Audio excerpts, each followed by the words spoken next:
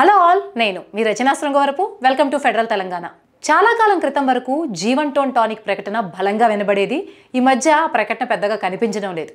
ఈ Jeevan tone tonic చేసే పని ఏంటంటే బలహీనంగా ఉన్న వారిలో సత్తు నింపి బలంగా తయారు చేయడం. ఇప్పుడు తెలంగాణలో కాంగ్రెస్కి మీనాక్షి నటరాజన్ అలాంటి జీవన్ టోన్ టానిక్గా మారబోతున్నారా? అసలు మీనాక్షి నటరాజన్ ఎవరు? ఇప్పటి వరకు ఉన్న ఇన్ఛార్జీల కన్నా ఈ మీనాక్షి నటరాజన్ ఎలా భిన్నమైన వారు? ఎటువంటి వ్యూహాలతో తెలంగాణ కాంగ్రెస్ని మీనాక్షి నటరాజన్ బలపరిచే ప్రయత్నం చేస్తున్నారు? వచ్చి నెల రోజులు కాకుండానే మొత్తం ఒక హాట్ టాపిక్గా స్టేట్లో ఎలా మారారు అన్నది ఈ వీడియోలో మీకోసం. కాంగ్రెస్ పార్టీ 10 ఏళ్ల తర్వాత అధికారంలోకి వచ్చింది. రేవంత్ రెడ్డి అధికారంలోకి వచ్చాక ఎన్నో జనాకర్షక పథకాలు ప్రవేశపెట్టినప్పటికీ బీసీ కులగణన కావచ్చు, ఎస్సీ వర్గీకరణ కావచ్చు, మహిళలకు ఉచిత బస్ కావచ్చు, గ్యాస్ సిలిండర్ కావచ్చు, ఇలా ఎన్ని చేసినప్పటికీ కూడా ఊహించిన స్థాయిలో ప్రజల దగ్గరికి వెళ్ళలేకపోయారు. దీనికి ముఖ్య కారణం కాంగ్రెస్ పార్టీలో జరుగుతున్నటువంటి అంతర్గత కలహాలు, కాంగ్రెస్ పార్టీ నాయకుల మధ్య ఐక్యత లేకపోవడం. ఇవన్నీ కూడా రేవంత్ రెడ్డి స్వయంగా బహిరంగంగా ప్రకటించారు పార్టీలో ఇన్ని సమస్యలు ఉన్నాయి అని. ఈ నేపథ్యంలో తెలంగాణలో కాంగ్రెస్ పార్టీని బలపరిచేందుకు హైకమాండ్ మీనాక్షి నటరాజన్ని రంగంలోకి దింపింది. సాధారణంగానే ఏ రాష్ట్రంలో అయినా కాంగ్రెస్ ఇన్ఛార్జ్ వచ్చారు అంటే ఆ రాష్ట్రానికి సంబంధించినటువంటి గల్లీ నాయకుల నుంచి రాష్ట్ర నాయకులు అందరూ కూడా ఆ ఇన్ఛార్జ్ దృష్టిలో పడే ప్రయత్నాలు చేస్తారు, కొంత భజన చేస్తారు, కొంత లాభమో లబ్ధో పొందే ప్రయత్నాలు ఖచ్చితంగా జరుగుతూనే ఉంటాయి. ఇవి గతంలో కూడా జరిగాయి. కానీ గతంలో ఉన్న ఇన్ఛార్జీలకు మీనాక్షి నటరాజన్కు చాలా తేడా ఉంది. ఆ తేడాని ఆవిడ వచ్చిన పద్ధతి, ఢిల్లీ నుంచి హైదరాబాద్కి రైల్లో రావడం కావచ్చు, సింపుల్ పంజాబీ డ్రెస్సు, హవాయి చెప్పులు, సాదాసీదా కళ్ళజోడుతో రావడం, ఒక మామూలు గెస్ట్ హౌస్లో బస చేయడం, ఇవన్నీ కూడా కాంగ్రెస్ పార్టీలో నాయకుల్ని కూడా షాక్కి గురి చేసాయి. తాను ఎంత సింపుల్గా ఉంటానో, తను ఎంత స్ట్రైట్ ఫార్వర్డ్గా ఉంటానో, ఎవరైనా తప్పు చేస్తే ఎలా సహించకుండా ఉంటానో, ఇవన్నీ కూడా ఆవిడ రాకతోనే ఆవిడ స్పష్టం చేశారు.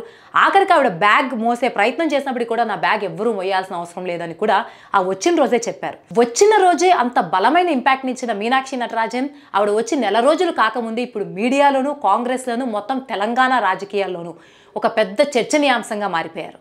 సాధారణంగా కాంగ్రెస్ పార్టీ అనే కాదు, ఏ పార్టీలో అయినా సస్పెన్షన్ జరగాలంటే ఒక సీనియర్ నాయకుడు చాలా సమయం పడుతుంది. ఇది అందరికీ తెలిసిన విషయమే.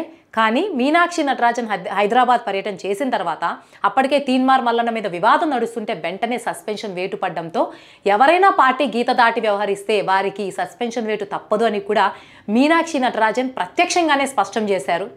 అలాగే ఇప్పటి వరకు కూడా కాంగ్రెస్లో ఏ ఇన్ఛార్జ్ వచ్చినా లేకపోతే ఏ మీటింగులు జరిగినా ఆ అధినేతలు మాట్లాడి వెళ్ళిపోవడమే కానీ, అక్కడ ఉన్నటువంటి రాజకీయ నేతల్ని కానీ, సీనియర్ నేతల్ని కానీ, ప్రభుత్వ నేతల్ని కానీ అడిగి సలహాలు సూచనలు తీసుకోవడం అన్నది ఇప్పటివరకు జరగలేదు.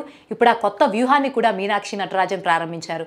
కార్యకర్తలతో తానే స్వయంగా మాట్లాడతానే ఇలా మీటింగ్స్ పెట్టడము, అందరి సలహాలు సూచనలు తీసుకోవడము, సీనియారిటీ ఉన్న నేతలకు ఎక్కువ ప్రాధాన్యత ఇవ్వడము, భజనలకు అసలు చోటు ఇవ్వకపోవడము, ఏదన్నా సరే చిన్న తప్పు జరిగినా సరే సహించకుండా ఉండడం, ఇవన్నీ కూడా తెలంగాణ కాంగ్రెస్ని ఖచ్చితంగా మీనాక్షి నటరాజన్ బలపరిచేలా చేస్తుంది అన్న అభిప్రాయాన్ని ఎందరో విశ్లేషకులు వ్యక్తం చేసేలా చేసింది. ఈ నేపథ్యంలో అసలు మీనాక్షి నటరాజన్ ఎవరు, ఆమె చరిత్ర ఏమిటో చూద్దాం. 1973 జూలై 23న మధ్యప్రదేశ్లోని నగ్డాలో మీనాక్షి జన్మించారు. విద్యార్థి దశ నుంచే కాంగ్రెస్ పార్టీ కార్యక్రమాల్లో పాల్గొన్నారు. పార్టీలో సిడబ్ల్యూసి శాశ్వత ఆహ్వానితురాలి స్థాయికి ఎదిగినా ఆమెకి స్థిరాస్తులంటూ ఏమీ లేవు. 67 లక్షల రూపాయల చరాస్తులు మాత్రమే ఉన్నాయి. వీటిలో మాజీ ఎంపీగా వచ్చే పెన్షన్ డబ్బులే ఎక్కువ. మీనాక్షి ఎంఎస్సీలో బయోకెమిస్ట్రీ చదివారు, లా కూడా పూర్తి చేశారు. కాంగ్రెస్ నేతగా మాత్రమే కాకుండా రచయిత్రిగా కూడా పేరు పొందారు. ఆమె రాసిన 2 నవళ్ళు అప్నే అప్నే కురుక్షేత్ర 1857, భారతీయ పరిపేక్ష ప్రాచుర్యం పొందాయి.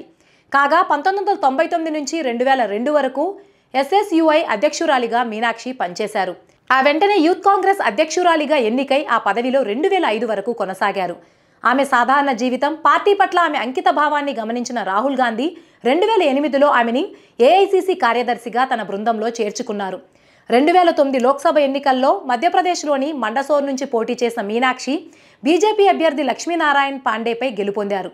తదనంతర కాలంలో పార్టీలో అత్యున్నతమైన సిడబ్ల్యూసి శాశ్వత ఆహ్వానితురాలి స్థాయికి ఎదిగారు. 2023 తెలంగాణ అసెంబ్లీ ఎన్నికల సందర్భంగా ఆమె ఇక్కడ పార్టీ అబ్జర్వర్గా కూడా పనిచేశారు. తాజాగా కీలకమైన తెలంగాణకు ఇన్ఛార్జిగా నియమితులయ్యారు. ఇది క్లుప్తంగా మీనాక్షి నటరాజన్ గత చరిత్ర. మీనాక్షి నటరాజన్ గాంధేయవాది. ఆవిడ ఆహార్యం నుంచి ఆవిడ ఫాలో అయ్యే పద్ధతులు అన్నీ మనం చూస్తే ఎంత సింపుల్గా ఉంటారో, ఎంత స్ట్రైట్ ఫార్వర్డ్గా ఉంటారో, ఎక్కడైనా తప్పు జరిగితే అది తన పార్టీ నేతల్లో జరిగినా సరే వారు పెద్ద నేత అయినా చిన్న నేత అయినా వెంటనే చర్య తీసుకోవడం, వ్యక్తి స్వామ్యం కన్నా ప్రజాస్వామ్యానికి ఎక్కువ విలువ ఇవ్వడం, పార్టీలో ఉన్న అందరి సలహాలు సూచనలు తీసుకోవడం, ఇదంతా కూడా మీనాక్షి స్టైల్. మరి ఈ మీనాక్షి స్టైల్లో మీనాక్షి మార్క్తో కాంగ్రెస్ పార్టీ తెలంగాణలో ఇంకా ఎలా బలపడపోతుంది? తెలంగాణ రాజకీయ చిత్రాన్ని ఇప్పుడు గమనిస్తే దాదాపుగా బీఆర్ఎస్ అన్నది ప్రతిపక్ష పార్టీగా కనుమరుగైపోతూ ఉంది. ఇంకో పక్క బీజేపీ పార్టీ క్రమక్రమంగా బలపడుతూ ఉంది. ఎమ్మెల్సీ ఎన్నికల్లో కూడా కాంగ్రెస్ పోటీ చేసిన ఒక్క స్థానంలో కూడా ఓడిపోతే 2 స్థానాల్లో గెలిచి బీజేపీ తన బలాన్ని నిరూపించుకుంది. ఈ నేపథ్యంలో కాంగ్రెస్కి మీనాక్షి నటరాజన్ ఇన్ఛార్జిగా రావడం అనేది ఈ మొత్తం బీజేపీని ఎదుర్కోవడానికి, అలాగే రాబోయే స్థానిక ఎన్నికల్లో కావచ్చు, తర్వాత రాబోయే అసెంబ్లీ ఎన్నికల్లో కావచ్చు, కాంగ్రెస్ తన ఆధిపత్యాన్ని కొనసాగించడానికి ఏ మేరకు ఉపయోగపడుతుందో వేచి చూడాల్సిందే. ఇది ఈరోజు స్టోరీ. మరిన్ని ఇంట్రెస్టింగ్ అప్డేట్స్ కోసం stay tune to federal Telangana.